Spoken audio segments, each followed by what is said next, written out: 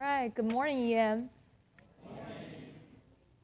So, I think all of us often hear this phrase, pursue your dream. You have to pursue your dream. So, what is your dream? Like, what's the dream that you're pursuing? Why are you in college or in high school? What's your future direction? Or if you're working, what is your dream? Dream can be a lot of things. It can be career-wise, like dream for success, dream for money, for fame, but also dream for intimate relationships, or dream to be closer with God, dream to be a good doctor, a good lawyer. I don't know what is your dream. But when I was in college, I had a dream of becoming a lawyer. And that's why undergrad, I majored in political science, emphasis in pre-law. That was my dream. So today, I want you to think about what is your dream and what are you pursuing after?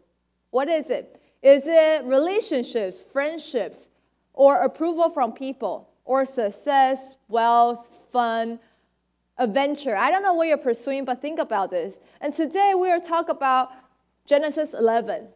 Genesis 11 is about a group of people pursuing their dream. And we will shortly see what dream they are pursuing. So let's turn our Bible to Genesis 11. Genesis 11. And so verse 1. Genesis 11, verse 1. Now, the whole world had one language and a common speech. So now, the timeline now, it's not like now, right? So the time is after Noah's ark. So after the flood. I don't know if you remember a story. So, humans screw up so badly that God had to wipe out the entire human race, and except Noah's family. And generations after Noah's family, now we reach this time. So this is the time where earth is stabilized again, and we have societies. In verse 2, it says, as people moved eastward, they found a plain in Shinar and settled there. Shinar is another word for Babylon. So it's a city in Babylon. So after Noah's flood, Noah's ark, not the flood. Oh yes, after the flood, and they found a place near Babylon, in the city Babylon. And they said to each other, verse 3, come, let's make bricks and bake them thoroughly. They used brick instead of stone and tar for mortar. Then they said, come, let us build ourselves a city with a tower that reaches to the heavens, so that we may make a name for ourselves. Otherwise, we'll be scattered over the face of the whole earth. I think a lot of us are familiar with the story, right? Tower of Babel. That's where the story is. So God has given them talent, bricks and the architect talent. And now they say, we should use these to build a city and to build a tower that reaches to heaven. Sounds okay. And if where's the picture? The picture is gone. Somehow I had the picture there. But anyway, so imagine there's a ziggurat there. Yes, it should be a ziggurat there. Somehow it's gone. But, miracle happens. So a ziggurat. So it's a ziggurat. And if you go Google it, a ziggurat actually looks kind of like a pyramid. It's like a stairway to God. And that's what they built. So a tower that reaches to the heaven, so that we may make a name for ourselves. Any problem with that? Yes, pride. I think that's obvious. The pride part is obvious. And Babel, in case you don't know, the literal translation of Babel actually means the gate of God. It's in Hebrew. And if you translate literally, it means the gate of God. So they're saying, we're building a tower that will be the gate of God. Think about this. God can set a gate for himself, but can we set a gate for God and say, you know what, God, I'm going to build you a door, and I'm going to access anytime that I like. It's your house, but it's going to be my door. Think about the thought of it. And it's kind of irony that they're using the God-given talent to reach to heaven so that they can make a name for themselves. So they're basically trespassing God's realm. That's what they were doing. And think about it. We as a human, sometimes we may not go out and build a Tower of Babel. These days, usually people don't think if we build a Taipei 101, we can reach to heaven. Usually people don't think that. But think about this. A lot of times, we may be using our God-given talent, and we're not doing it for the glory of God. A lot of times, we may be pursuing our own desires. And for them, their dream is to make a name for themselves. So what they're pursuing is fame. I don't know what we are pursuing, but let me tell you why I wanted to become a lawyer. So there are a couple reasons why. I love to travel. Travel costs money. And I thought I need a job that can afford my traveling expenses. I really love to travel, so I really want to have a job that can afford having vacations. Not a lot, because I don't travel that much. But, I like to travel once or twice a year. And I was thinking to myself, what are my talents? What are my God-given talents? And then I realized I'm good with talking to people, especially arguing, not just chatting and talking. I don't really do well with, those daily chats. I don't like those talks. I like to debate and argue. I thought, then that must be it, lawyer. And, I'm not bad with studying. So, I'm good with memorizing and studying and writing reports. So I thought to myself, that would be great. And you know what? Unlike any other job, because, I know a lot of job requires talking and chatting. If you sell insurance, if you sell whatever stuff that you're selling, you have to be good with talking. But I thought to myself, in Asian culture, if you become a lawyer versus you sell insurance, no offense, but my parents would think being a lawyer is better than selling insurance, right? So I was thinking to myself, well, again, no offense, I was thinking to myself, being a lawyer, it's better. Because honestly, I don't say that to people, but I think that to myself. I can make a name for myself. I can make my parents proud. I can, this is an honorable job. It's not like I'm stealing or anything, so this is great. This is great. And I don't know if you have any of those thoughts. By the way, I don't think those thoughts are particularly wrong. And I think that's common. Like, I want to be this or that. I want to do this or that so that I can have whatever benefits or I can gain whatever things. Like I like to travel. So some people, I like to travel so I can interact with people. But I know a few of others, they like to travel so they can check out on Facebook and show the world where they went. That's not me, but I know there's people like that. So I don't know what's your God-given talent and why you want to do with it. Like, why do you want to sing a song? Why do you want to do sports? Why do you want to pursue that career? Why do you want to form a family? That's the questions we can think about. So these people in Babylon, they were chasing after their own glory. And the problem number 2 is, I think a lot of people may ignore this or not see this, is that they're acting against the command of God. So what's the command of God? Think about this. In Genesis, there is one huge command. That was what from the beginning, and it reoccurred in Noah's time. Any guesses? Any thoughts? It's this: be fruitful, multiply, and fill the earth. So that means they have to fill the earth. And remember, in Genesis, we're in the beginning of human history, so we don't have that many people to fill the earth. So that means they kind of have to scatter out so that can fill the earth. But what they were saying, they are building a tower so that they will not be scattered.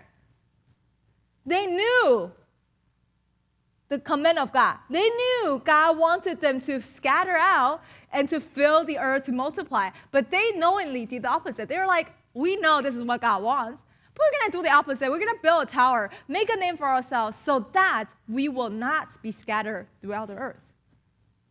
Interesting, huh? So what's our Great Commission? Go and make disciples of all nations, baptizing them, teaching them, and then, that Great Commission. But honestly, to hear that Great Commission and to apply in my life is uncomfortable. A lot of times, I don't make my decision in accordance with the Great Commission. I make decisions. I know what the Great Commission is. It's in the back of my mind, but I make my decisions, at least career-wise, family-wise, according to my desire, my plan for life. You know, if I have to go and make disciples of all nations, that must mean either financially or time or something, I have to go, right? I have to do something about it, and I have to interact with different people. I have to step out of my comfort zone for the least. But, you know, sometimes when I make decisions on which small group I join, on which job I make, or I do the job, or which friends I make in the work or in school, sometimes I don't step out of my comfort zone. Actually, not sometimes, a lot of times. I decide that I am not going out. And even if I make friends, I like to be comfortable. So what that means is that I don't really want to make disciples. I like to make friends that can chit-chat with me. You know, I like to make friends that doesn't challenge me a lot. I like to make friends where we can be on the same side and say, look at that person, it's a bad person. Look at that person, it's a great person, let's be friends with them. I like to make friends that can side with me, right? I'm not interested in making friends that I can make disciples and I can teach them, I can baptize them. Not really, because Great Commission is in the back of my mind, but it's not really in my life. So whatever decisions I was making, it's actually I am doing the exact opposite of what God is asking. God is not asking me to join a small group or do a job so that I can make myself happier. God is asking me and asking you to go and make disciples. Just like the Tower of Babel, they are doing the opposite. So they are chasing. Their dream is their own comfort and their own desire. Let's just be honest. Their desire is very human. Any of you like to be scattered? I don't think so, right? We don't like to be scattered. We don't like to step out of comfort zone. So what they are pursuing, it may seem really bad and sinful, but when I see that, I see myself in the story. Because I know there are moments in life that I want to pursue after my own name. There are moments in life I like to pursue my own comfort and desire. Okay, Zikra is not showing up again. So problem number 3. Remember Zikra? It's a stairway to God. Yeah, that is a Zikra. You see that? So that is a stairway to God, and that's a pyramid. And if you see, it's in Iraq, and it's kind of like the Egypt pyramid, except it's different because it has stairways inside out. And that means they are in a relationship with other gods, not Yahweh. Because the Lord never told them, build a stairway to me. And I don't know if you know, in the ancient Near Eastern culture, it's usually polytheistic. That means they worship multiple gods, not just Yahweh. So this is actually a severe problem. They know Yahweh. They know who He is. They know His command and everything. But they also worship other gods. And just think about Tower of Babel in this sense that it's the ancient version of Taipei 101, except it's a temple. I know it's not that tall. Obviously, it's not that tall. But back then, it's pretty tall. It's like one of the tallest things that they can build. Think about this. What are we worshiping other than Yahweh, other than this cross? When I say worshiping, I don't mean that you sing a song to that idol, but what do you value more? What is on your priority list? You know, we would like to say God is my top priority, but let's just be honest with our lives. Look at our scheduling. Is it really God? Look at our money, financial management. Is it really God? Think about this. Yesterday, actually 2 days ago, I was doing a devotion, and it was talking about greed.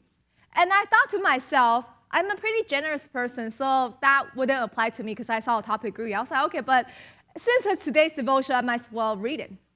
And while I was reading it, it actually said this. It actually said, generosity is not just giving out what you have, like, giving out 10%, 20%. But it's actually intentionally giving out even when you don't have enough because you place others, especially the need of God, above your own need. And sometimes you will sacrifice a little bit of your comfort or some of your comfort so that you can meet the need of the kingdom. Actually, that's not me. I'm a generous person in terms when I have a lot or extras. When I don't have enough, when you ask me, do I want to give out half of my travel fund to, I don't know, Syrian refugees, I'm just making things up, when I say yes, not really, because that's half of my travel fund. I value travel more than I value whatever need there is. And I would think to myself, there got to be someone out there who's richer than me who can support them. And I got to go on my trip. But honestly, if I look at my financial management, that doesn't say that God's need is above my need, right? And I know that God doesn't need your money or my money. I know that. But let's just think about this relationship-wise. We are not only in relationship with Yahweh, but what else? Money, finance, job, dream. What is your dream? What is your goal? What is your priority? Let's reflect upon it. And the irony is, remember, it's really, really tall, right? But verse 5 says, the Lord came down to see the city and the tower. So in human mind, we think, wow, this is the tallest building in our era. And we can reach that to sky, and we can make that the gateway of heaven. But what did God say? The Lord had to come down to see it. He cannot see it from above. That means it's not tall enough.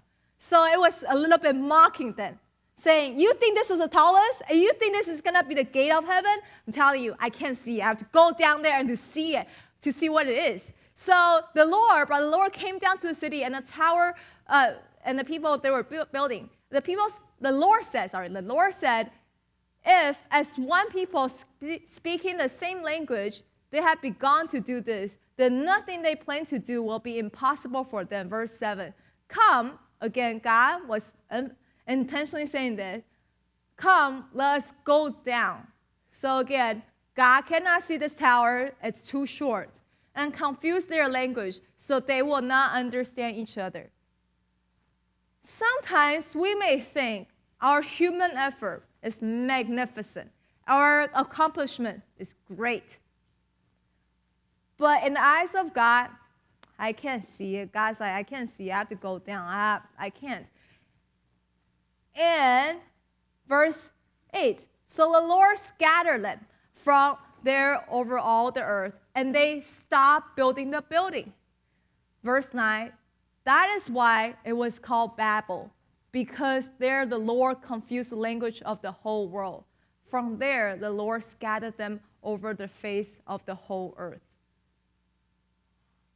Remember, Babel does not mean confusion. Babel actually meant the gates of heaven. But God said, I will change the name of Babel to confusion and chaos. They had a dream for themselves. They were pursuing after their own glory. They were pursuing after their own desire. But the dream is not exactly for God. So the Lord scattered, stopped their building, and confused them. So basically, God interrupted the dream. So remember, I shared with you that I wanted to be a lawyer because of all those reasons. And one reason that I was not aware to myself, I know it existed. It happened that, so when the Lord called me to seminary, I was in college still. I was in my last year of college. And it seemed to me it's pretty clear that other than going to law school, there's nothing else. I mean, I can go work for a year, but that's about it. That's the only route. But one day, God called me to seminary. And guess what? The first thing he said was not, Kitty, go to seminary. The first thing God asked me was, Kitty, are you willing to pay the cost for me? Pay the cost for me, okay. I said, yeah, sure, Lord, I'm a Christ follower, so of course I'm willing to pay the cost for you. And God asked me 3 times, Kitty, are you willing to pay the cost for me? I said, yes, 3 times. Guess what the first thing God said? Let go of people's expectation for you. And I was shocked. I was like, okay, what does that mean? All right, sure, why not? Let go of their expectation. Sure, Lord. And then God said it a second time. Let go of people's expectation for you, especially your parents. And I was like, all right, so sure, why not? What does that mean, Lord? He said, yeah, you want to do it? Yeah, I want to do it. Then go to seminary. That's the moment I was like, never mind. I was kidding, God. Never mind. If this is changing my career path, if this is shaking my life upside down, then never mind. It's okay. No, thanks. Obviously, God didn't stop there. God continued to pursue me.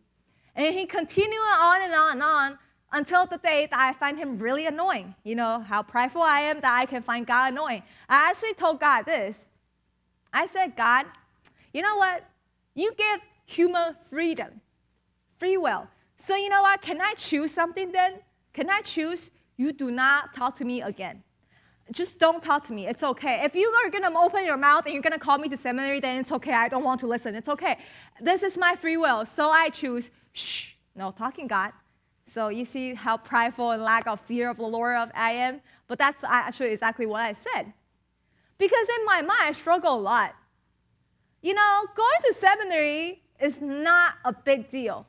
But knowing that my parents and people around me would think I'm crazy, that is a big deal. And knowing that I have to give up my own comfort and desire, that is a big deal. And knowing that I'll be judged by my friends, because when I was in college, political science, a lot of people are doing great things, are going to do great things.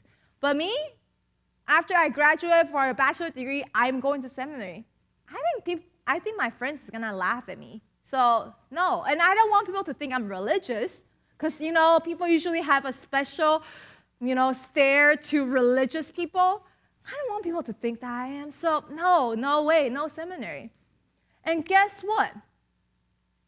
God really stopped talking to me. And for the first day, I thought, great. God finally stopped annoying me about going to seminary. I was like, whoa, God, listen to my prayer for the first time right now. And guess what? That night, I had a dream. See, God stopped talking, but he made me put in a dream. So he didn't really speak in a dream as well. I was in a dream. And in a dream, I was in a place that's kind of like, Vegas, Bellagio, the lobby, magnificent lobby, beautiful with flowers and clean and nice and stuff like that. So I feel like I was in that kind of building. It was really nice. And everyone suits up because it's a business building. And it's a luxury building. And I was wearing a sweater and jeans. So it was nothing good. And I was walking around, and somehow I found in my pocket that I am on a mission. I was like, what? I'm on a mission. And I'm supposed to go in the building to steal something and expose the truth? And I was like, what the heck is this? And I went into the building, and I found out it's a business building where people make trades.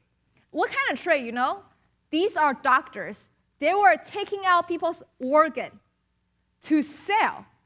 And I was like, whoa, what is this? And people were making deals with the doctors. They said, if I sell you, let's say, a kidney, you will make this law case pass, like lobbying, kind of.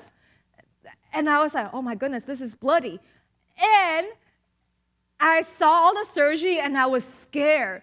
And then my teammate told me, I don't know who that teammate is, by the way. It just happened to be in my dream. He told me, grab all these records and all these deals, and then we can take the paperwork, and we run away, and we show it to the world that whatever they're thinking, they think if we pay the price to make this case pass or to make this bill pass, that it will benefit the people. It's not true, because they are making deals with devil. And I was like, oh my goodness. And you know what's the irony? The irony is whatever case and bill that they were trying to make a deal with was actually the case and the bills that I was interested in. So I was like, okay, that's a little weird. And so the teammate just grabbed all the documents and paperwork, put it in my hand, so I had now become the thief. And now he said, run. And everyone is starting to chase after me. I was like, dude, I don't want to get in any of this. But I started to run anyway, since I am the person who was caught in action. So I started to run. And up to a point, when we exit the building, I realized this. You know what? This is none of my business, so I'm going to drop all these paperwork, and then I'm just going to let you guys handle it. None of my business. I'm going to go walk away just like this. Guess what? That is the moment that I see those doctors or securities, people chasing after us, falling down to a lady, a wealthy, rich old lady who looks really elegant. And I don't know where this lady came from, but I just know she was in my dream. All these people fall down and worship her and say, "Boss, save me." And there's a voice telling me that that is the devil. A lot of people think they were pursuing their dream and doing something great. But at the end, they were just making deal with the devil, and they were just worshiping her. Because, the devil doesn't look like the movie scary ones. She may look elegant, rich, and maybe a lady, not even, monster. And never no one would ever notice anything about her, but it's actually because of their selfish gain. In that moment, I was shocked. In that moment, a voice spoke from heaven telling me, "Kitty, stand in the gap. Don't ever seek self-glorification. Don't ever seek self-glorification." And he spoke a third time. Don't ever seek self-glorification. And I woke up. And God was like, "This is why I want to call you into seminary. Because I want to challenge you. If you keep on being driven by people's expectation, you will be driven by self-glorification. And that will be a disaster, because if you are driven by self-glorification, you'll be making your deals with the devil. Even as good as it may seem, be a doctor, doctor, it seems great. Or be past a lawsuit, that's great, right? That looks all honorable. But because I was driven by people's expectation, I want my parents, I want people to be proud of me. I was driven by my own selfish gain. And in the end, I was just making a deal with the devil. So now what then? What are we pursuing? Whose dream are we after? By the way, I'm not saying that being a doctor or a lawyer or whatever is bad. I still think God uses them. I believe God uses them. But why are you pursuing? What is the motivation? That is the most important part. And I'm not encouraging all of you to give up whatever your career is to be a seminary student or be a pastor. That's not what I'm saying. But reflect upon your motive. So, Adam's family failed. So we had a flood. And the society restarted. But then it failed again. Tower of Babel. So now what? Now what then? God, now what?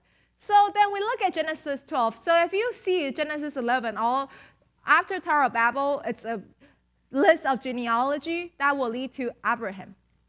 And Abraham is an important person.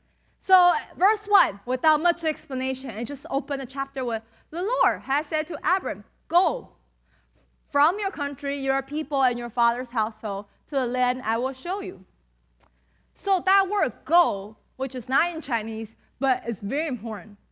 Because in Hebrew, the literal translation is actually "go for yourself." And it's actually an idiom, it's an expression, means do it, but with great risk. It's imperative, it is do it, go, but with great risk. So when Abram heard this, he knows God is saying, go with great risk from your country or people. So God already in the first word told Abram that this is going to be dangerous and this will cost you. Just like in the voice when God called me, it's like, this will cost me. So God is sending an invitation. Say, adventure with me. It's going to be risky, but it will be rewarding. Challenging, but rewarding. So then God continued in verse 2, saying the purpose of go. By the way, it doesn't have so that I will, but actually in the grammar sense, It actually will say this. If I make a literal translation, it will be say, go, so I will make you into a great nation. Go, so I will bless you. Go, so I'll make your name great. Go, and you will be a blessing. You see that? That's not translated out in English because that would be like repetitive.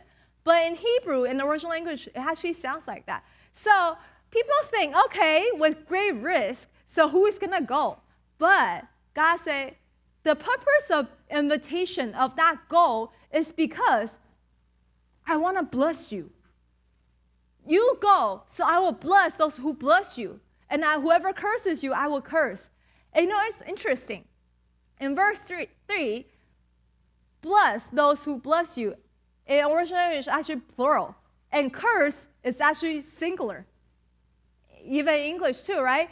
So it means the people who bless you will overwhelm the people who curse you. The people who curse you will be minority. Majority of people will be blessing you. And all the people on earth will be blessed through you. So in a simple way, if you want to say this, is that God asks us to go, even with risk, is that He wants to bless us so that we can be a blessing to others. You know, back then, I was really afraid that God is going to call me to Africa or be a missionary because I don't want to be like living in poverty and suffering. But I never thought about this. What if God calls me to go so that He can bless me? Bless me so much that I can be a blessing to others. So I remember back then, when I finally decided to go to seminary, I went to Pastor Casey's office, and he was like working GOEC. And I was telling him about how my parents definitely would not support me, so I will become, poor, and they definitely said, no, I will not support you. And seminary is super expensive. And I asked Casey, so why did God ask me to go to seminary when He knew that this would put me in poverty? And I remember Casey told me in Ephesians, I don't remember the exact word of the phrase, but basically saying, work with your hands so that you not only can feed yourself, but you have enough to share with others. And Casey said, shouldn't you take pride that God is inviting you, that you can work with your hand and be proud of it, and you can share with others? And I thought, And then he told me this, you are blessed to be a blessing. And that was a huge motivation when I was in seminary, is that phrase, I am blessed to be a blessing. I am so blessed to be a blessing, and that turned out true. I never thought that I will have another part-time job, which many of you probably didn't know, is that I have another part-time job as a property manager. And because of property manager and also pastoral, both jobs adding together, I do have enough to share with others. And I was like, I never expected that. And that property management job, I didn't really go out and seek that job or pursue that. God just gave it to me. I don't have time to share with you the details, but that's truly, I was blessed to be a blessing to others. And then it says, so Abram went as the Lord told him. It sounds easy to him, but it's actually not easy. Because if you look at from verse 4 to verse 6, it actually said that he took out a lot of family and possession, and they went from places to places, which I didn't list out here. But if you look at map, it's actually a difficult journey. It was a difficult journey, but God is there throughout. When God calls us, it's not easy, but God is there throughout. So verse 7. The Lord appeared to Abram and said, to your offspring I will give this land. Okay, so God is giving him the land. That's great. So he built an altar there to the Lord who had appeared to him. From there, he went on toward the hills east of Bethel and pitched the tent. When Bethel on the west and Ai on the east, there he built an altar to the Lord and called on the name of the Lord.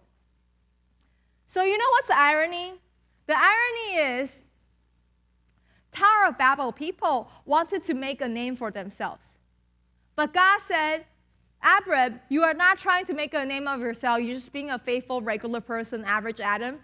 So, Abram, if you go, I will make your name great. Isn't that what Tower of Babel tried to do? And if you go, I will make this land. I will give this land to your offspring.